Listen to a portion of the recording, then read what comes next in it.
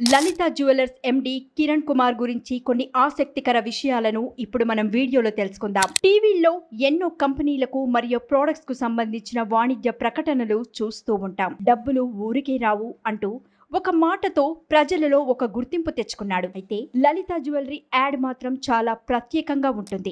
ఎవరో మోడల్స్ ఉండరు, అందాల ముద్దుగుమ్మలు ఆ యాడ్స్ లో కనిపించరు. మోడలింగ్ లో రాణించిన మోడల్స్ అందులో కనిపించకున్నా కూడా ఆ యాడ్ అందరి దృష్టిని ఆకర్షించింది. లలిత జ్యువెలర్స్ కంపెనీకి తానే ఒక పెద్ద బ్రాండ్ అంబాసిడర్ గా కిరణ్ కుమార్ మారిపోయారు. ఆ కంపెనీకి నేనే అంబాసిడర్ గా వ్యవహరిస్తానని మొదలుపెట్టిన ఆయన అనూహ్యంగా గుర్తింపు దక్కించుకున్నాడు. చదువుకునే పరిస్థితులు లేకపోవడంతో కనబడిన పనల్లా చేసుకుంటూ చివరికి ఓ బంగారు షాపులో పనిలో చేరాడు.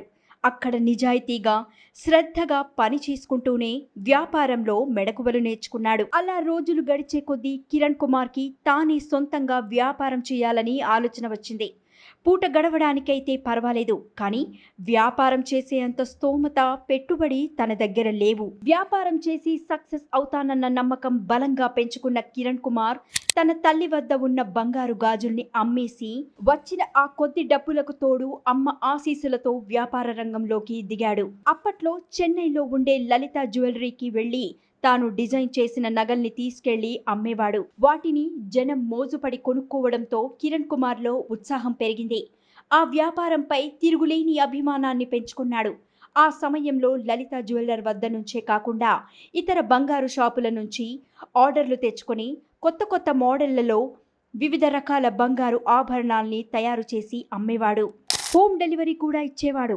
వినియోగదారుల వద్ద విశ్వాసాన్ని ఏర్పాటు చేసుకున్నాడు. అలా క్రమక్రమంగా కిరణ్ అభివృద్ధి చెందాడు.